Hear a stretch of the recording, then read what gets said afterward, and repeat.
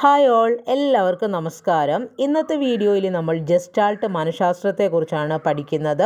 അപ്പോൾ ജസ്റ്റാൾട്ട് മനഃശാസ്ത്രത്തിൻ്റെ ഉപജ്ഞാതാവായിട്ട് പറയുന്നത് max വെർത്തിമറയാണ്. Max വെർത്തിമറെ കൂടാതെ Kurt Koffka, Kurt Lewin, Köhler തുടങ്ങിയവരെല്ലാം ജസ്റ്റാൾട്ട് വാദത്തിൻ്റെ പ്രധാനപ്പെട്ട വക്താക്കളാണ്. പാവ്ലോവിൻ്റെയും സ്കിന്നറിൻ്റെയൊക്കെ കണ്ടീഷനിങ് തിയറിയെ പാടെ തള്ളിക്കൊണ്ട് ജർമ്മനിയിൽ 1912 രൂപം കൊണ്ട മനഃശാസ്ത്ര ദർശനമാണ് ഏതെന്ന് പറയുന്നത് ജസ്റ്റാൾട്ട് മനഃശാസ്ത്രം അഥവാ സമഗ്രതാ ദർശനം എന്ന് പറയുന്നത്. അപ്പോൾ ഈ ജസ്റ്റാൾട്ട് എന്നതൊരു ജർമ്മൻ പദമാണ്. അതിൻ്റെ മീനിങ് എന്ന് പറയുന്നത് ഷേപ്പ്, ആകൃതി അല്ലെങ്കിൽ സ്ട്രക്ചർ, രൂപഘടന എന്നിങ്ങനെയാണ്. അപ്പോൾ ഷേപ്പ് അല്ലെങ്കിൽ എന്താ പറയുക സ്ട്രക്ചർ എന്നതാണ് ജസ്റ്റാൾട്ട് എന്ന ജർമ്മൻ വേർഡിൻ്റെ മീനിങ് എന്ന് പറയുന്നത്. ഇനി ഈ ജസ്റ്റാൾട്ട് മനഃശാസ്ത്രം ഉദയം കൊണ്ടത് ജർമ്മനിയിലാണെങ്കിലും അത് ഡെവലപ്പായത് ശരിക്കും അമേരിക്കയിലാണ് കേട്ടോ. ഇൻസൈറ്റ് ലേണിംഗ് അല്ലെങ്കിൽ അന്തർദൃഷ്ടി പഠനത്തിനാണ് ഈ ഒരു മനഃശാസ്ത്ര ശാഖ കൂടുതൽ പ്രാധാന്യം നൽകുന്നത്. അന്തർദൃഷ്ടി പഠനം ജസ്റ്റാൾട്ട് സൈക്കോളജിയുടെ അതുല്യ സംഭാവനയായിട്ടാണ് പറയുന്നത്.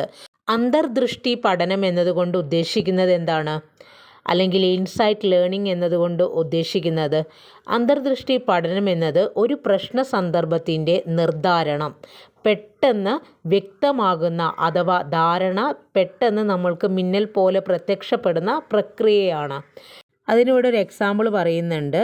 ഗണിതശാസ്ത്രത്തിലെ രാജകുമാരൻ എന്നറിയപ്പെടുന്ന കോൾ ഫ്രെഡറിക് ഗോസ്, അദ്ദേഹത്തിന് ഒരിക്കൽ അധ്യാപകന് 1 മുതൽ 100 വരെയുള്ള എണ്ണൽ സംഖ്യകളുടെ തുക കാണാൻ വേണ്ടിയിട്ട് ഒരു ക്വസ്റ്റ്യൻ കൊടുക്കുകയാണ്. അദ്ദേഹം മാത്രമല്ല, ഒരുപാട് കുട്ടികളുണ്ട്. ബാക്കിയുള്ള കുട്ടികളൊക്കെ 1+2, 2+3 അങ്ങനെ വെച്ച് കാൽക്കുലേറ്റ് ചെയ്യുമ്പം ഈ ഗോസ് പെട്ടെന്ന് പറയുകയാണ്, അതായത് 1 മുതൽ 100 വരെയുള്ള എണ്ണൽ സംഖ്യകളുടെ തുക എന്ന് പറയുന്നത് 5050 ആണെന്ന് പറയും. അധ്യാപകന് അവൻ്റെ ഉത്തരം കേട്ടിട്ട് ഞെട്ടുകയാണ് ചെയ്യുന്നത്. കാരണം എല്ലാവർക്കും കൊടുത്ത ആ ഒരു ക്രിയ അവൻ്റെ ആ ഒരു ഇൻസൈറ്റ് ലേണിംഗ് കൊണ്ടാണ് പെട്ടെന്ന് അതിൻ്റെ ആൻസർ കണ്ടെത്താനായിട്ട് അവന് സാധിച്ചത്. അപ്പോൾ സംഖ്യകളെ സമഗ്രമായി പരിഗണിച്ചപ്പോൾ ഉണ്ടായ ഒരു ഉൾക്കാഴ്ചയാണ് പ്രശ്നപരിഹരണത്തിലേക്ക് അല്ലെങ്കിൽ പ്രോബ്ലം സോൾവിങ്ങിലേക്ക് ആരെ കൊണ്ടെത്തിച്ചത്? ഗോസിനെ കൊണ്ട് എത്തിച്ചത് അല്ലേ. അപ്പോൾ പരിസരത്തിൻ്റെ സമഗ്രതയിൽ നിന്നുളവാകുന്ന ഉൾക്കാഴ്ചയാണ് എന്തെന്ന് പറയുന്നത്? പഠനത്തിൻ്റെ നിദാനം എന്ന് പറയുന്നത്.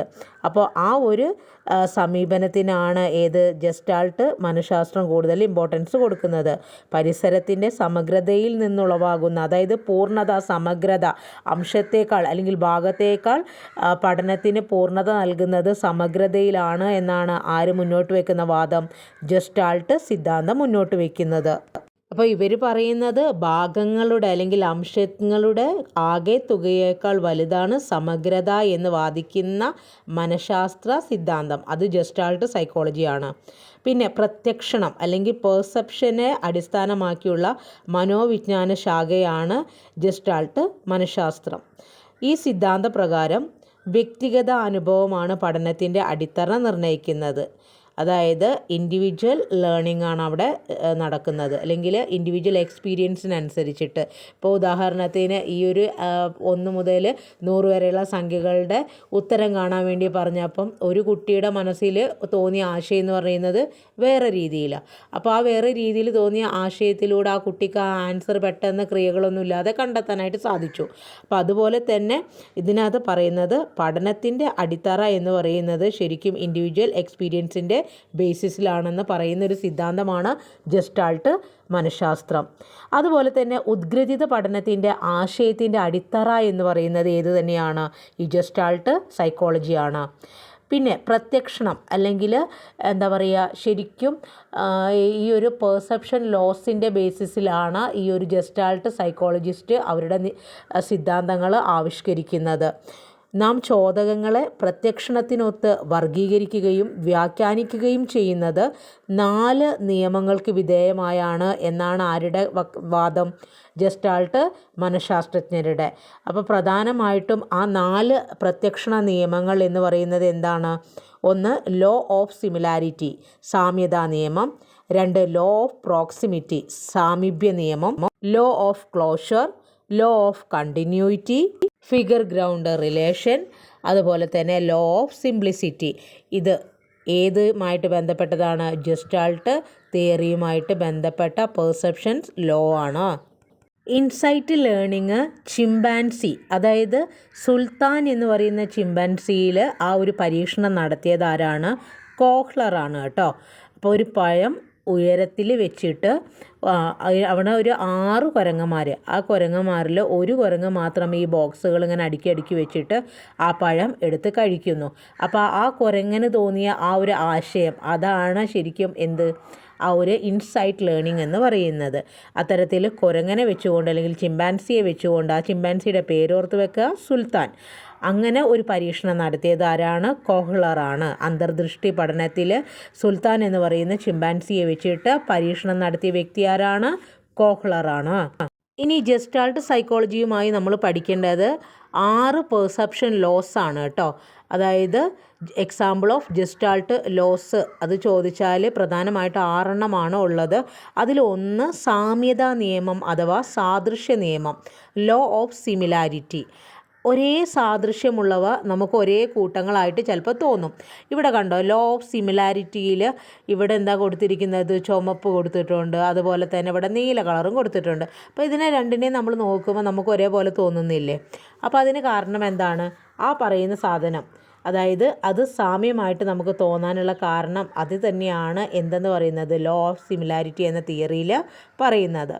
ഇനി രണ്ടാമത്തത് സാമീപ്യ നിയമം, ലോ ഓഫ് പ്രോക്സിമിറ്റി. അതായത് സാദൃശ്യം തോന്നിക്കുക, തൊട്ടടുത്തുള്ളവ തമ്മിൽ നമുക്കൊരു കൂട്ടമായിട്ടൊക്കെ തോന്നാം. ഇവിടെ കണ്ടില്ലേ? അതായത് ലോ ഓഫ് പ്രോക്സിമിറ്റിയിൽ പറയുന്നത് എന്താണ്? ഇവിടെ ഇങ്ങനെ 3 ഇങ്ങനെ ഡോട്ടിനെ സംയോജിപ്പിച്ച് ഒരുമിച്ച് നോക്കുമ്പോൾ നമുക്കത് ഒന്നായിട്ട് തോന്നും, അടുത്തടുത്തായിട്ട് തോന്നും. അതിനെയാണ് എന്തെന്ന് പറയുന്നത്? സാമീപ്യ നിയമം എന്ന് പറയുന്നത്.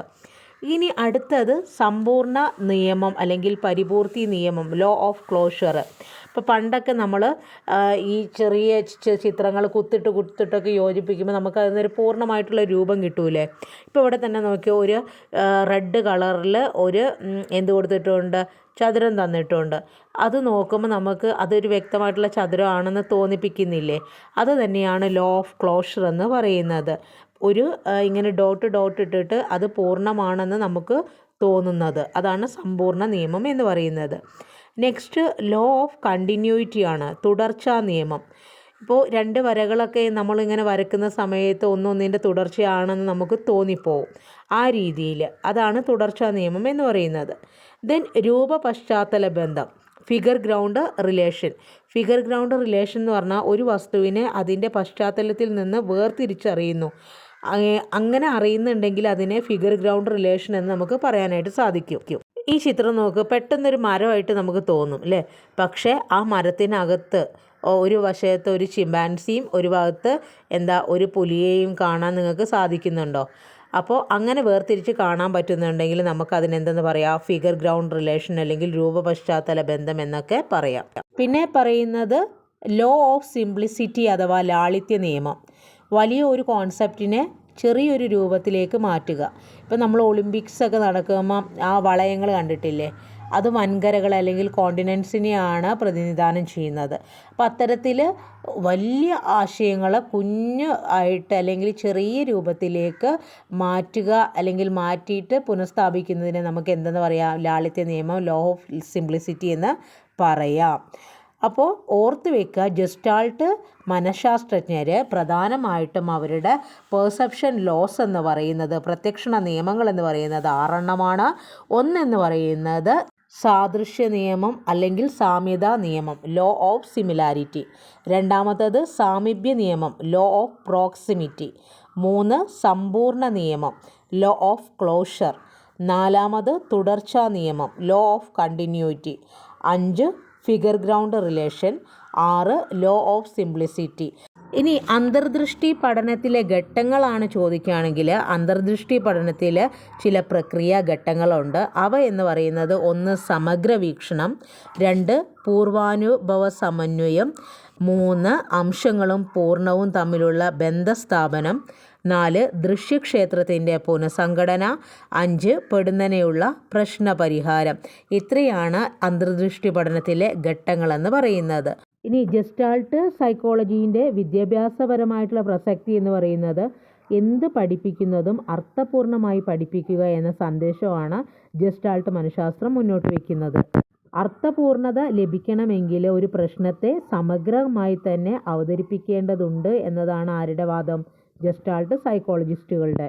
അപ്പോൾ ഇത്രയും കാര്യങ്ങളൊക്കെയാണ് ഈ ഒരു സിദ്ധാന്തത്തെക്കുറിച്ച് പഠിക്കാനുള്ളത്. വീഡിയോ ഉപകാരപ്പെട്ടാൽ ഒന്ന് ലൈക്ക് ചെയ്യുക, ഷെയർ ചെയ്യുക, കമൻറ്റ് ചെയ്യുക. Thank you.